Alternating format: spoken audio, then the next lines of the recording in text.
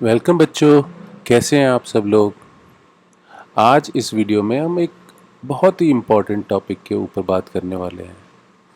आप अगर ग्रेड 10 में हैं, किसी भी बोर्ड में हैं और आपने लाइट एज ए चैप्टर अगर पढ़ा है तो आपने इस तरीके के प्रॉब्लम ज़रूर आपके सामने आई होंगी, जहां आपसे किसी एक सिचुएशन में रे डायग्राम बनवाया गया है, चाहे वो एक मिरर का होता है या किसी लेंस का होता है।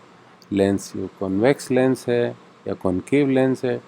आपसे कई बार ये उम्मीद की जाती है कि आप उसका रे डायग्राम बना पाएँ। तो इस प्रॉब्लम वीडियो में हमने इसी कॉन्सेप्ट को एक प्रॉब्लम के साथ एक्सप्लेन करने की कोशिश की है।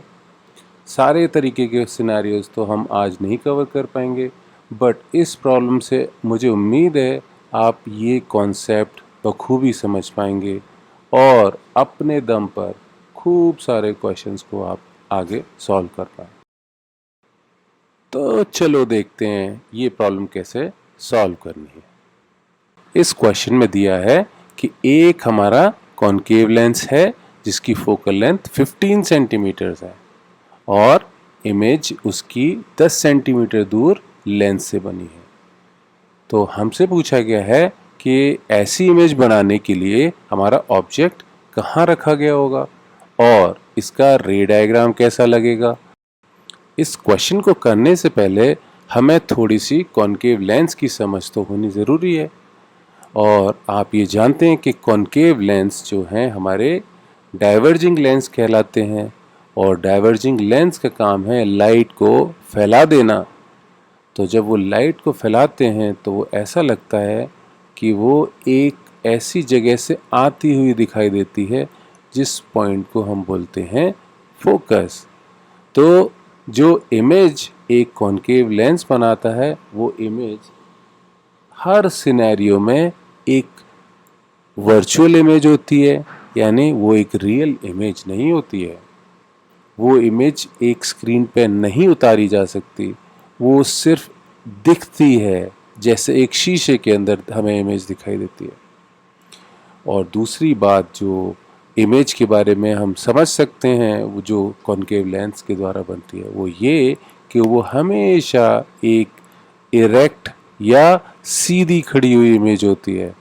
तो दो खास बात, एक तो वो इमेज वर्चुअल है यानी वो रियल नहीं है, दूसरा वो हमेशा एक इरेक्ट या सीधी खड़ी हुई इमेज होती है।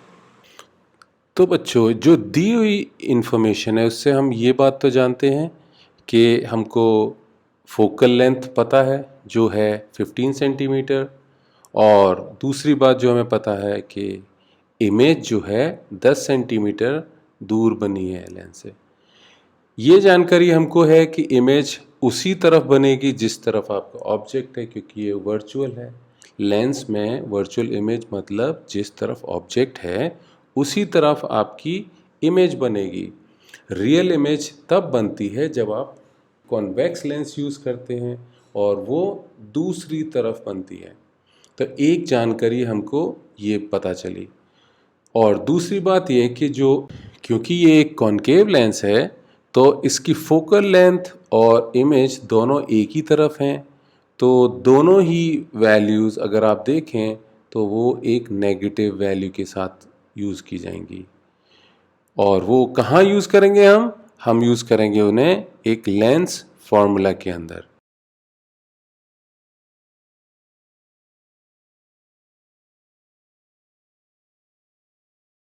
और लेंस फॉर्मूला हमारा ऑब्जेक्ट, इमेज और फोकल लेंथ के बीच में एक ऐसा फॉर्मूला है जिससे अगर आपको इन तीन में से कोई भी दो चीज़ें आपको पता हैं तो आप तीसरी चीज़ को बड़े आसानी से ढूंढ सकते हैं, उसकी वैल्यू निकाल सकते हैं, ऑब्जेक्ट की पोजीशन बता सकते हैं।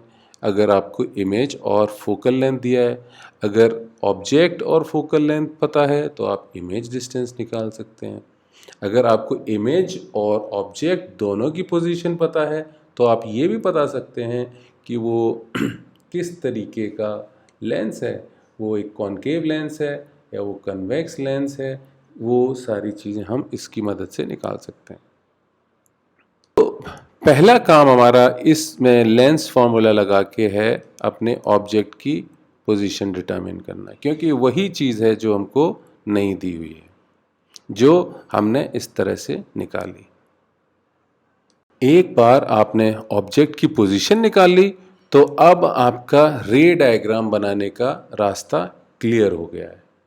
तो अब रे डायग्राम इससे कैसे बनेगा, आइए वो भी समझ लेते हैं। तो अगर हमारा ऑब्जेक्ट 30 सेंटीमीटर दूर है, यानी जितना उसकी फोकल लेंथ है उससे दुगनी दूर पीछे हमारा ऑब्जेक्ट है, तो अब हमको ऑब्जेक्ट की पोजीशन पता चल गई, इसके इमेज की पोजीशन दी हुई है। रे डायग्राम बनाने के लिए हमें दो बातें जो बड़ी इंपॉर्टेंट है वो समझने की, वो ये है कि हमें ऑब्जेक्ट से कुछ रेज इमेजिन करने हैं, जो उस किसी भी ऑब्जेक्ट जो भी है, चाहे वो एक इल्यूमिनेटेड ऑब्जेक्ट है जैसे बल्ब, रॉड, सूरज, या एक ऐसा ऑब्जेक्ट जो नॉन इल्यूमिनेटेड है जिसकी खुद की कोई लाइट नहीं है, बट वो एक रिफ्लेक्टेड लाइट दिखाता है, जैसे हर बाकी चीज़, मैं, आप, पेन, पेंसिल सब इल्यूमिनेटेड ऑब्जेक्ट हैं, हम खुद अपनी कोई लाइट नहीं भेज रहे। तो ऑब्जेक्ट से हम कुछ रेज इमेजिन करेंगे, उनमें से दो पर्टिकुलर रेज बड़े काम के होते हैं।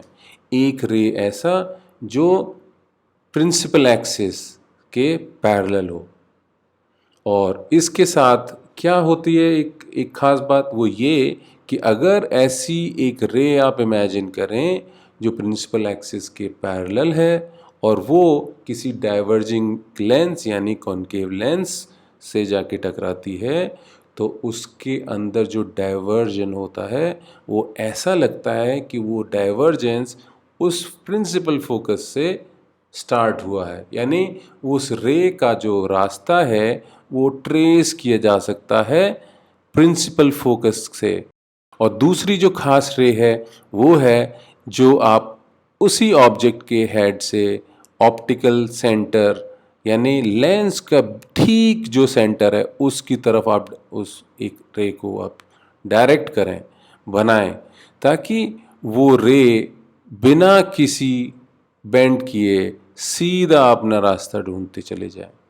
तो ये दो खास रेज हमारे काम के हैं और इन्हीं की वजह से आप इस रे डायग्राम को बना पाएंगे कि ये रे जो है आपके प्रिंसिपल फोकस से आती हुई दिखाई दे रही है, ये एक्चुअल रे का पाथ नहीं है।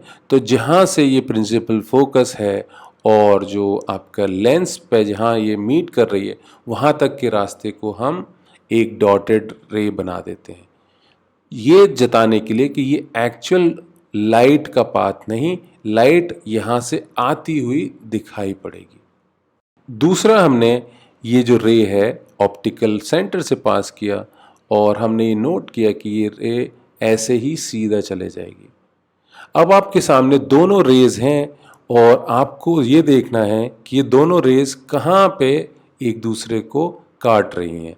तो ये जो पॉइंट है, ये पॉइंट यहाँ पे ये दोनों रेज कट कर रही हैं। तो ये जो पॉइंट है उस ऑब्जेक्ट की इमेज को रिप्रेजेंट करेगा। जैसे हमने हेड से बात करी तो ये ऑब्जेक्ट का हेड जो एरो हेड है वही उसकी इमेज यहाँ पर है। तो जो हमने पहले इमेज बनाई थी हम उसको मिटा देंगे और ये नई जो पोजीशन है ग्रीन एरो से, ये इसकी एक्चुअल इमेज पोजीशन होगी।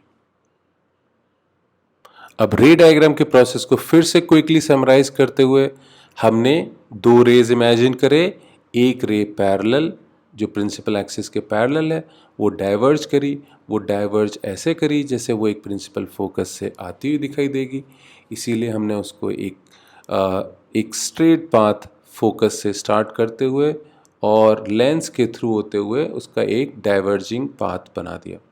दूसरी रे जो है ऑप्टिकल सेंटर के थ्रू वो बिना किसी मुड़े सीधे चले जाएगी और हमने जो इन दोनों का इंटरसेक्शन है वो पॉइंट हमारी उस ऑब्जेक्ट की इमेज को दर्शाता है।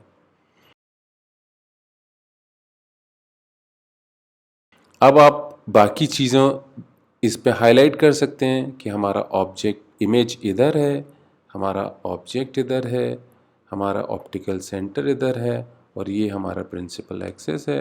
तो इन सारी चीज़ों को हाईलाइट करके आप अपने रे डायग्राम को और कंप्लीट बना सकते हैं। उम्मीद है कि ये आपको समझ में आया होगा। उम्मीद है आपको ये वीडियो भी अच्छा लगा होगा। अगर आप ऐसे और वीडियोस देखना चाहते हैं तो आप इसको लाइक करें, सब्सक्राइब